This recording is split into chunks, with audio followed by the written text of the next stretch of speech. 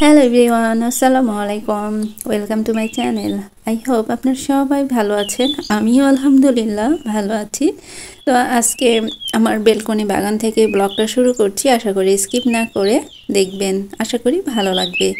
তো এইখানে আমি গাছগুলোতে একদিন পর পর পানি দিচ্ছি, কারণ বেলকনিতে রোদ পড়ে না, তাই প্রতিদিন পানি দেওয়ার প্রয়োজন পড়ে না। তো আমি আগে গাছের পাতাগুলোতে ভালো করে পানি স্প্রে করে দিব, তারপরে গাছের গোড়ায় সামান্য করে পানি দিব। আর আমার পিটুনিয়া এত ভালো ফুটছে, কালারটাও মাশাআল্লাহ অনেক সুন্দর। পিটুনিয়া দেখলেই মন ভালো হয়ে যায়। তো গাছগুলোতে একটু আমি খোলের পানি দিয়েছিলাম 2-3 দিন আগে। শীতের গাছের খাদ্য হিসাবে এই খোলের পানিটা বেশ ভালো কাজে দেয়। তো আমি ডায়ান্থাসের সব ফুল কেটে ফেলছি, যাতে বাকি কলিগুলো সুন্দর করে ফোটে আর কি। তো তারপরে সকালের নাস্তা এখানে বাটার নান ছিল কিছু, সেগুলো গরম করে নিচ্ছি। মেয়ের বাবা গতকাল রাতে পার্সেল নিয়ে আসছিল, তো সেগুলো খাওয়ার পরে বেশ কিছু রয়ে গেছে, তো সেটাই গরম করে সকালের নাস্তা হিসাবে সেরে ফেলবো। তো যখন আমি সকালের নাস্তা খাওয়ার পরে বাসা ঝাড়ু দিচ্ছিলাম, তখন হঠাৎ করেই শুনি যে বাসায় একজন মেহমান আসবে, গেস্ট আসবে আর কি। তো মেহমান আসলে যেটা হয় যে একে তো ঘরবাড়ি সব কিছু ঠিকঠাক আছে কি না এটা মাথায় কাজ করে, আবার রান্নাবান্না কি করব সেটা। তো আমি যেহেতু 2টা হাঁস একদম সুন্দর করে ক্লিন করে ফ্রিজে রাখছি, তো সেটাই ফ্রিজ থেকে বের করে কুসুম গরম পানি দিয়ে ভিজিয়ে রাখি।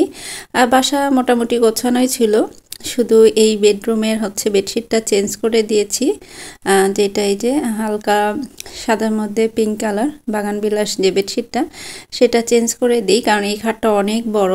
নর্মালি যে প্রিন্টের বেডশিটগুলো মানে কেনা যেগুলো, সেগুলো পারলে বেশি শর্ট হয়ে যায়, একদম টান টান হয়ে থাকে। তাই এই গজ কাপড়ের যে বেডশিট সেগুলো পারলাম।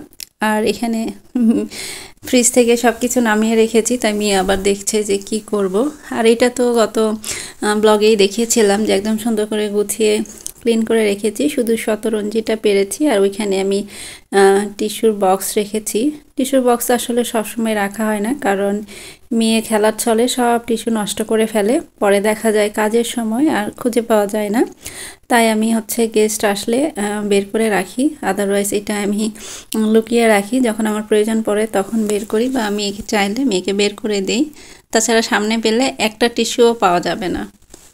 তো তারপরে আমি হাঁসের মাংসটা ভালো করে ধুয়ে মশলা বেটে তারপরে চুলায় নিয়ে আসি, হাতে মাখিয়ে আর কি রান্না করব। ইদানিং মাংসটা আমি চুলাতেই রান্নার চেষ্টা করি, ভালো লাগে। আর এখানে আমি 2টা হাঁসই একসাথে রান্না করছি, কারণ বেশি মাংস রান্না করলে কিন্তু রান্নার টেস্টটা ভালো আসে।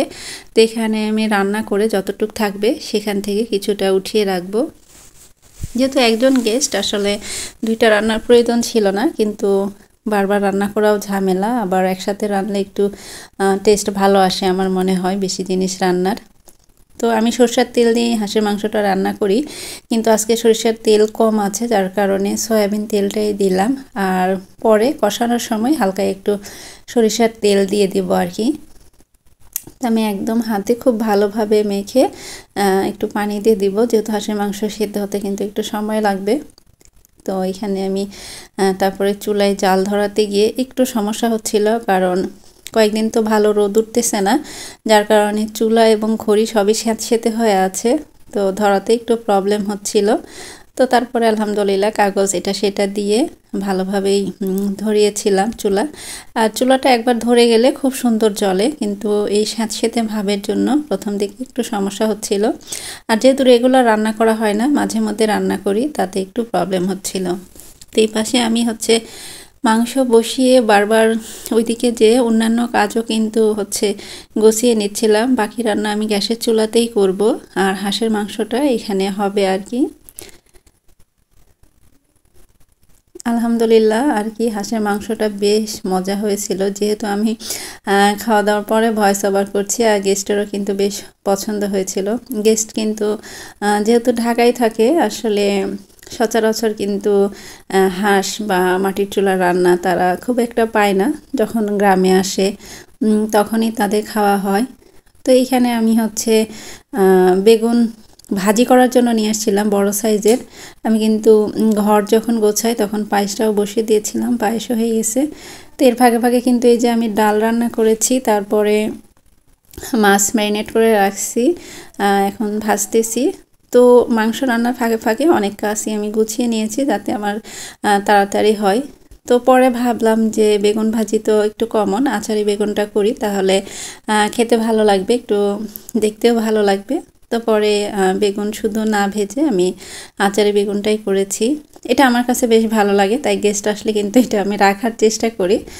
তো যাই হোক, এখানে একদম অল্প সময়ের মধ্যেই ঝটপট করে যতটুকু পেরেছি আমি রান্না করেছি। আর আমি পোলাও রান্না করিনি, যেহেতু গেস্ট আর কি জার্নি করে ঢাকা থেকে আসছে একটা কাজে, আবার উনি এখান থেকে খাওয়া দাওয়ার পরে আবার ঢাকা ব্যাক করবে, যার কারণে আমি পোলাও বা খুব বেশি ভারী খাবার রাখিনি। একদম হাঁসের মাংসটা আর কি বাদে বাকি সব ভাত দিয়ে খাওয়ার মতো আর কি, ডাল ভাজি এগুলোই রেখেছি, শুধু আচারে বেগুনটা একটু করেছি এই আর কি।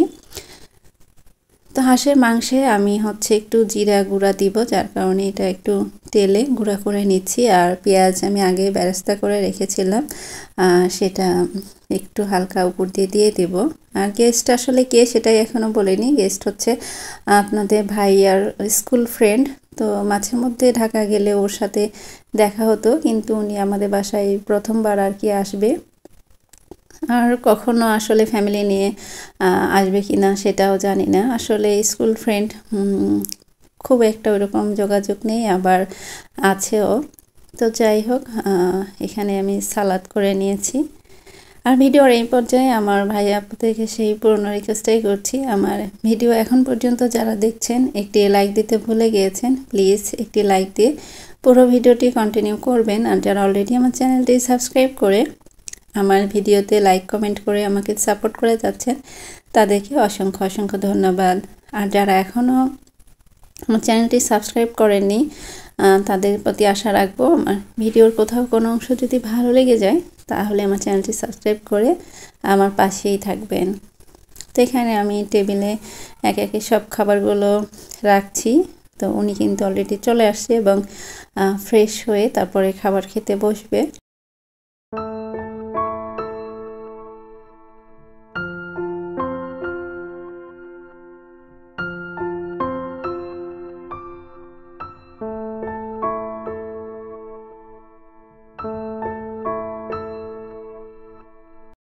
তো খাওয়া দাওয়ার পরে গেস্ট একটু রেস্ট নিয়ে চলে যায়, আর আমি এই যে মাংস বেশ খানিকটা মাংস বক্সে রেখে দিই, পরে একদিন বের করে যাতে খাওয়া যায়। আর এখানে যেটা রেখেছি এটা দিয়ে রাতের খাবার হয়ে যাবে। আরও কিছু ডাল ভাজি সবই আছে আর কি, তো ওগুলো দিয়ে রাতে অনায়াসে আমরা খেতে পারবো। আর এখানে আমি যে থালা বাসনগুলো হয়েছিল সেগুলো ধুয়ে গুছিয়ে রেখেছি। তারপরে সন্ধ্যায় একটু চা নাস্তা না হলে তো হয় না, তো মিলাদের খাস্তা ছিল, সেটাই আমরা আজকে নাস্তা হিসেবে খেয়েছি আর দুধ চা করে নিয়েছি। তো এই চা খেয়ে আমরা একটু বাইরে যাব। তো মেয়ের হচ্ছে স্কুল ড্রেস আর স্কুল ব্যাগ কিনতে হবে। তো স্কুল তো জানুয়ারি মাসে শুরু হয়ে গেছে, কিন্তু পুরাতন স্কুল ড্রেস এবং ব্যাগ দিয়ে মেয়ে স্কুল করছিল আর বারবার বলছিল যে কবে কিনে দিব। তো বিভিন্ন কারণে আসলে কেনা হচ্ছিল না। তো ফাইনালি আজকে মেয়ের বাবা বললো যে আজকে গিয়ে আর কি কিনে দেব। তারপর আমারও কিছু সুতা লাগতো, তো সুতা, তারপরে মেয়ের স্কুল ড্রেস আর ব্যাগ, সাথে একটা মেয়ের জন্য হিজাব নিয়ে আসি। তো কালো হিজাবটা একটু দেখতে ভালো লাগছিল। তো মেয়ে তো খুব খুশি, আসলে নতুন জিনিস পেলে সবাই আমরা খুশি হই। তোকে বলছিলাম যে আম্মু হিজাবটা পরো, তো একটু বড় হচ্ছে পিছন দিকে, আবার বাকিগুলো ছিল সেগুলো মনে হচ্ছিল ছোট হবে। তো যাই হোক, এটা কালো হিজাব আসলে সবাইকে মানায়। তো মেয়ে নতুন স্কুল ব্যাগ পেয়ে তাড়াতাড়ি বই খাতে স্কুল ব্যাগে ঢুকিয়ে রাখছিল, খুব খুশি। তো আজকের ব্লগটা এখানেই শেষ করছি। সবাই ভালো থাকবেন, সুস্থ থাকবেন। আল্লাহ হাফিজ, আসসালামু আলাইকুম।